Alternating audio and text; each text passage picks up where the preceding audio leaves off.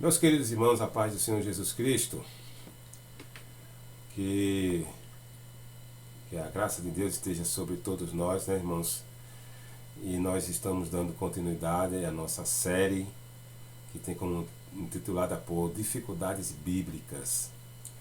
Neste episódio nós vamos falar sobre mais um tema que tem sido também motivo de debates nas escrituras sagradas, e que esse é o propósito deste canal, este é o propósito desta apresentação, deste vídeo, é de nós discutirmos, analisarmos essas questões, não com o sentido de fechar o assunto, de encerrar, né? Não temos capacidade, não tenho capacidade para isso, mas na verdade com o propósito de nós ampliarmos a discussão, como disse no episódio anterior, de nós podermos analisar e também ter um propósito de assim como tantos estudiosos já falaram, já discutiram, escreveram até, eu também como um humilde e estudioso da Bíblia Sagrada também tenho direito, assim como você também tem, de manifestar o seu posicionamento, né? O seu ponto de vista quanto a isso aí. Então, nós vamos falar hoje sobre o voto de Jefté, tá? Esta questão está registrada no livro dos Juízes, capítulo de número 11, né? Esse livro dos Juízes narra os períodos de altos e baixos do povo de Israel, né? Em que por um momento o povo estava em paz com Deus, né? Depois, quando morria um juiz que liderava sobre o povo, esse povo pecava contra Deus por idolatria, e aí Deus entregava o povo na mão dos inimigos, e depois o povo clamava ao Senhor, o Senhor enviava um libertador, o povo era liberto, e o povo depois voltava a pecar novamente, então ficava aquele chamado círculo vicioso, né, meus queridos? Como todos nós conhecemos. E vamos falar sobre um desses juízes, que é Jefté, não é? Antes de eu mostrar o meu pensamento quanto a esse texto, vamos falar um pouco sobre. Vamos tentar contextualizar um pouco essa história, né, irmãos? Essa narrativa, para podermos entender melhor como se procedeu essa atitude de Jefté, né? Atitude essa de Jefté, que Jefté era filho de uma prostituta, diz o texto sagrado, e por conta disso ele foi expulso da casa de seus pais, expulso também de Israel, e ele passou a viver, não sabemos o tempo, mas pelo contexto dá para entender que foi um bom tempo, passou a conviver com um grupo de pessoas que a Bíblia chama de levianos, tá?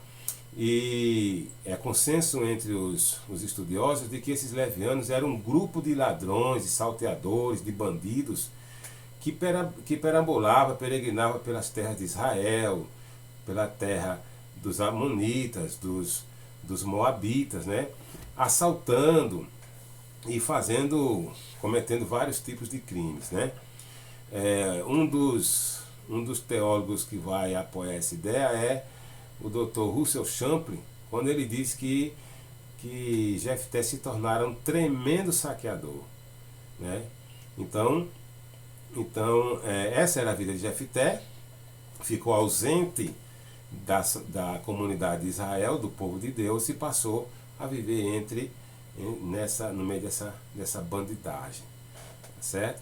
E acontece que os amonitas começaram a apertar Israel, né? Começaram a se preparar para uma guerra contra Israel.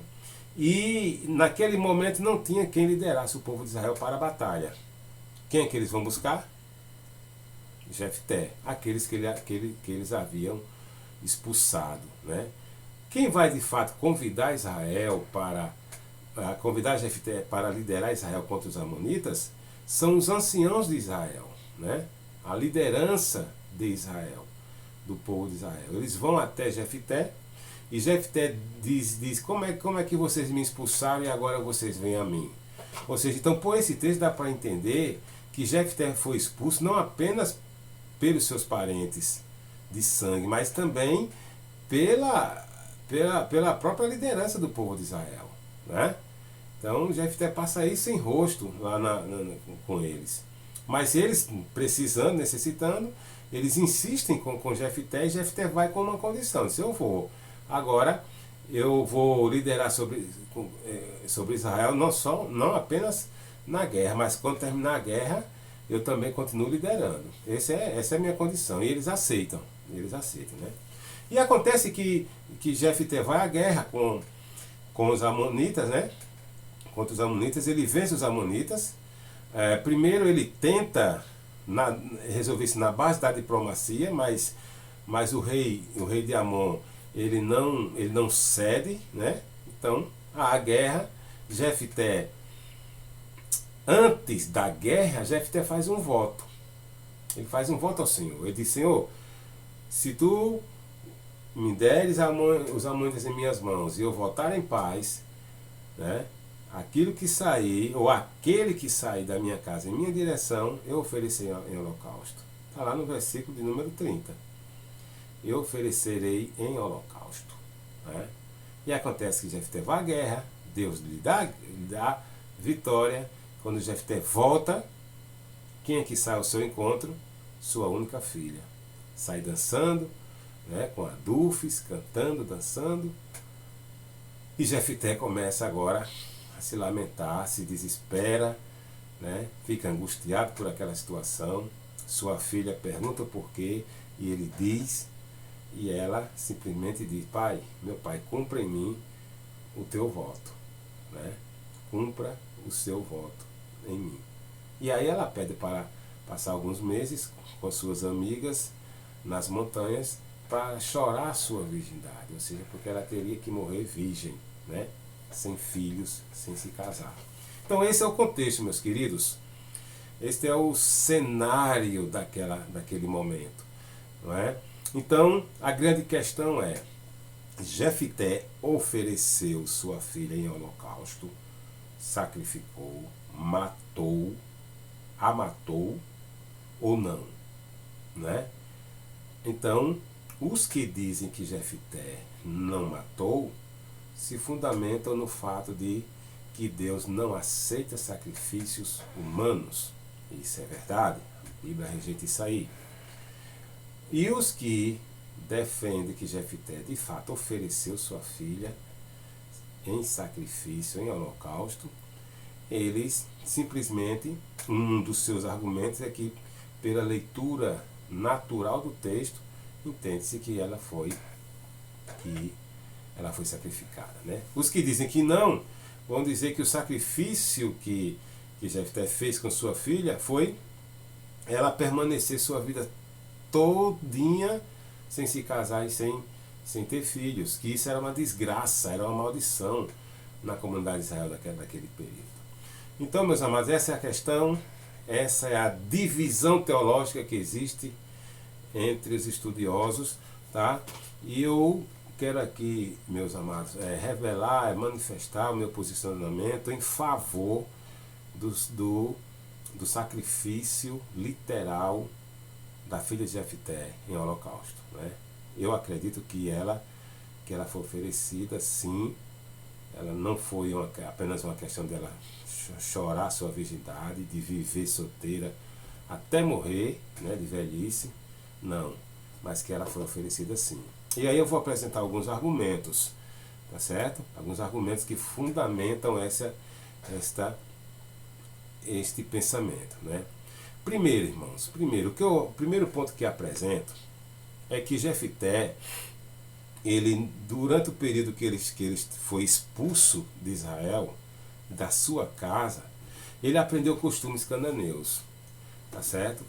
E uma prova disso é que fazer um voto oferecendo sacrifício sacrifício de pessoas, tá? É um costume entre os povos cananeus, certo? Você não vê em Israel Deus permitindo isso, né? Isso é uma abominação, isso é pecado, tá certo? Então, esse é um ponto, tá?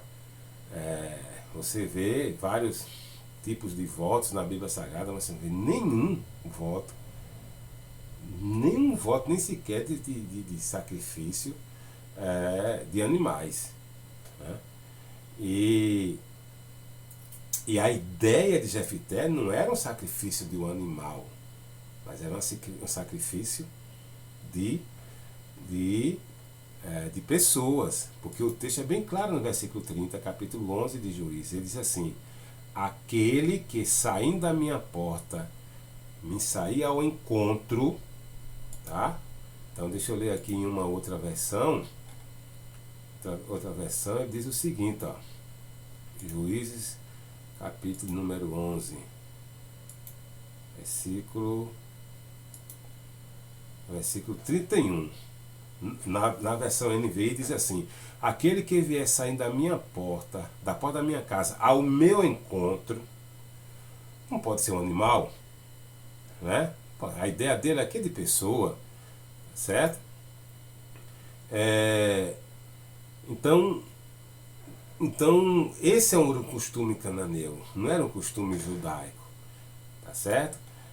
Uma outra prova de que Jefté também recebeu, e de que o fato de ele também ter recebido influência dos cananeus tornou também Jefté, né?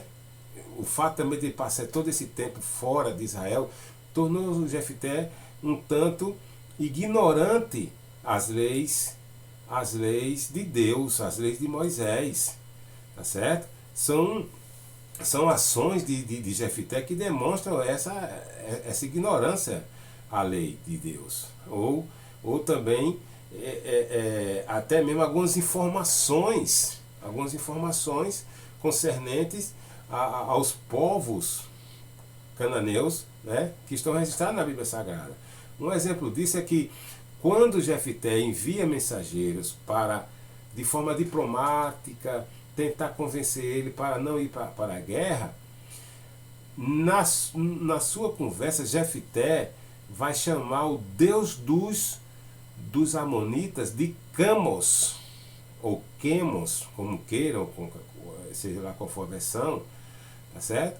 Ele vai dizer que os deuses amonitas dos amonitas era Quemos, mas pelas escrituras, pelas próprias escrituras, lá no segundo livro dos Reis, capítulo 23, versículo 13, nos diz o seguinte: nos diz que Camos era o deus dos moabitas e não dos amonitas. Quem era deus dos amonitas era Milcom. Está compreendendo? Então, há essa informação aí de Jefté que não coaduna com as próprias escrituras. Então, o que demonstra um pouco de ignorância de Jefté quanto à própria lei, a própria palavra de Deus, né? Bem, então, primeiro ponto que me faz acreditar que Jefté de fato sacrificou sua filha em holocausto é a influência dos costumes cananeus que Jefté tinha, né? E que oferecer alguém em holocausto, uma pessoa em holocausto, é um costume cananeu. Segundo ponto, Jefté fez um voto desnecessário. Por quê? Qual era o propósito do voto de Jefté? Não era Deus lhe dar vitória? Mas se torna desnecessário porque Deus já tinha demonstrado a Jefté que estava com ele, que iria lhe dar vitória. Nós vamos ver isso no versículo 29, quando diz que o Espírito do Senhor veio sobre Jefté. Então o fato do Espírito de Deus revestir Jefté, capacitar Jefté para a guerra, já era uma evidência incontestável de que ele iria ter vitória. Não precisava ele oferecer aquele voto. Não é verdade? Então, lhe faltou esse discernimento, essa percepção espiritual. Esse é o segundo ponto. Terceiro ponto, meus queridos, é que o voto de Jefté envolve morte humana, né? Em holocausto, que é sacrifício queimado. Como eu já disse, né? Jefté não pensava em oferecer algum animal, mas uma pessoa, né? Quando ele voltasse, aquele que fosse ao seu encontro, então uma pessoa que queria ao seu encontro como recepcioná-lo pela vitória, tá certo? Então, o voto de Jefté envolve sim uma pessoa humana, não um animal ou outro sacrifício, outro tipo de ser para ser morto. Quarto ponto, a reação de Jefté demonstra mais que um sacrifício de virgindade de sua filha. Nos versículos 34 e 35, veja a reação de Jefté ao ver sua filha indo até ele quando ele volta da batalha. Vindo, pois, Jefté a Mispá, a sua casa, eis que a sua filha lhe saiu ao encontro com adufes e com danças. E era ela a única filha, não tinha ele outro filho nem filha. E, versículo 35, e aconteceu que, quando a viu, rasgou as suas vestes e disse, filha minha, muito me abateste, e estás entre os que me turbam, porque eu abri a minha boca ao Senhor e não tornarei atrás. Então Jefté demonstra uma angústia, uma tristeza, um desespero por ele ver a sua filha indo até ele. Agora eu pergunto, essas ações essa ação e essas palavras desesperadoras, angustiantes de Jefté demonstram uma amargura, uma tristeza muito grande. E isso não é por causa de simplesmente a filha dele ter que viver o resto da vida solteira, não. É dele vai perdê-la, que ele vai ter que matá-la, a sua única filha, tá certo? Então essa ação de Jefté demonstra que não foi por um simples por um sacrifício de virgindade ou de viver solteira pro resto da vida, mas sim porque ele havia de perdê-la, né? Este é de fato o quarto ponto. Quinto ponto é que a filha de Jefté pediu que cumprisse seu voto. No versículo 36, quando ela ouve o relato do seu pai, ela diz no versículo 36, deixa eu ler aqui, ela diz, e ela lhe disse, meu pai, tu deste a palavra do Senhor, faze de mim conforme o que prometeste. Faze de mim. Noutra versão diz, cumpre em mim o teu voto. Então, e qual foi o voto? Oferecer um holocausto. Foi oferecer holocausto, não foi outro. Tá certo? Sexto ponto é que o fato de Jefté oferecer sua filha ao holocausto não significa que Deus aceitou aquele sacrifício, meus queridos. É o que os que dizem que não foi um sacrifício de morte, se baseia. De fato, eu concordo. A Bíblia diz isso. Deus não aceita. Né? Deus não aceita. Agora, meus queridos, o fato de ele oferecer não significa que Deus aceitou, não. Deus simplesmente deixou ele oferecer. Ou seja, nem sempre Deus aprova o que nós fazemos, irmãos. Quer dizer, o fato de eu fazer uma coisa errada que não condiz com a Bíblia Sagrada, não quer dizer que Deus está aprovando aquilo ali, não. Não quer dizer que Deus aprovou o sacrifício de Jefté. Jefté estava convicto de que estava fazendo o que era correto. Para ele era correto aquilo ali. Para ele tinha que cumprir, porque ele prometeu, ele tinha que cumprir. Ele levava muito a sério isso aí. Certo? Ele tinha conhecimento de que quem faz um voto é obrigado a cumprir. Deuteronômio 23, 21. Pelo menos esse conhecimento das Escrituras eu acho que ele tinha, porque ele não titubeou em cumprir. Ele cumpriu o voto. Tá certo? Então, ele só esqueceu que o sacrifício que o Senhor aceita, eles devem estar em harmonia com as diretrizes que ele mesmo estabeleceu na sua palavra. Tá certo? Então, quando eu digo que Jefté ofereceu sua filha de fato em sacrifício, isso não quer dizer que Deus aceitou. Não, Senhor. Né? Abraão, quando mentiu lá no Egito, quando foi com Sara, quer dizer que Deus aprovou aquela atitude de Abraão? Quando Davi cometeu o pecado de adultério, de assassinato, ele quer dizer que Deus aprovou? Não. Mesma coisa aqui. O raciocínio é o mesmo para aqui. Não significa dizer que Deus aceitou. Entendeu? Ele ofereceu, mas Deus não aceitou. E Deus deu vitória a Israel, não foi pelo voto que Jefté fez, mas foi pelo fato do seu espírito ter lhe revestido de poder. Deus já tinha confirmado ali. Tá certo?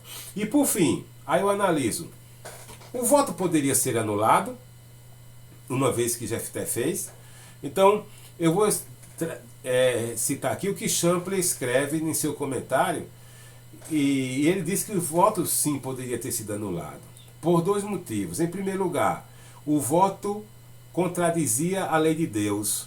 Se era um voto que contradizia a lei de Deus, então ele podia muito bem não cumprir com aquele voto. Lá em Levítico 18 e 21 e Deuteronômio 12 e 31 vão confirmar isso aí. Tá certo? Então, se na hora ele tivesse pensado, peraí, eu fiz um voto, mas quem vem é uma pessoa, mas Deus não aceita, ele podia anular o voto. Tá certo? Segundo lugar, é que qualquer voto feito em Israel podia ser redimido com alguma coisa, alguma outra coisa que o substituísse. Levítico capítulo 27, versículo 2 a 4 diz isso aí. Jefté poderia ter apresentado outra coisa em lugar do voto precipitado que ele fez, né? Os votos, uma vez feitos, eram obrigatórios, mas podiam ser redimidos e cumpridos de alguma outra maneira, caso eles estivessem em desacordo com a palavra de Deus. Tá? Então, a própria lei, a própria palavra de Deus daria respaldo a Jefté para ele anular o seu voto, ou cumprir o voto com uma outra coisa, substituindo aquele voto que ele fez. Tá certo, meus queridos? Então, por esses motivos é que eu acredito que Jefté cumpriu seu voto, literalmente oferecendo sua filha em holocausto. Tá certo? Não foi simplesmente deixar sua filha morrer solteira ou não. Não. Por esse motivo, e principalmente pela reação de Jefté, né, por ele ter aprendido costumes cananeus, tá certo? Pelo voto em si que ele fez, que ele diz, aquele que vier ao meu encontro, né? Pelo tipo de voto que foi um sacrifício queimado, um sacrifício de morte, tá certo? Jefté, de fato, ofereceu sua filha em holocausto, respeitando, como sempre, quem pensa em contrário, né? Reafirmando que a verdade não está comigo, eu não sou dono da verdade, mas nós temos a verdade que são as Escrituras, tá certo? O que Jefté esqueceu de um ponto crucial, irmãos, é que Deus revestiu ele, já deu as garantias, a prova, a confirmação de que ele iria vencer, ele não precisava oferecer aquele voto, tá certo? E que o fato dele oferecer não significa que Deus recebeu. Repetindo, Deus deu vitória ao povo de Israel, não por causa do voto de Jefté, mas porque Deus amava o seu povo e Deus se compadeceu do seu povo em deixá-lo sofrer na mão dos seus inimigos. Então, meus queridos, que Deus abençoe a todos, não é? Espero que ajuda muitos, espero que leve muitos também a pensar, a pesquisar, né? E a buscar mais ao Senhor nessa compreensão, tá certo? A compreensão desse texto. Então, a paz do Senhor para todos, em nome de Jesus Cristo.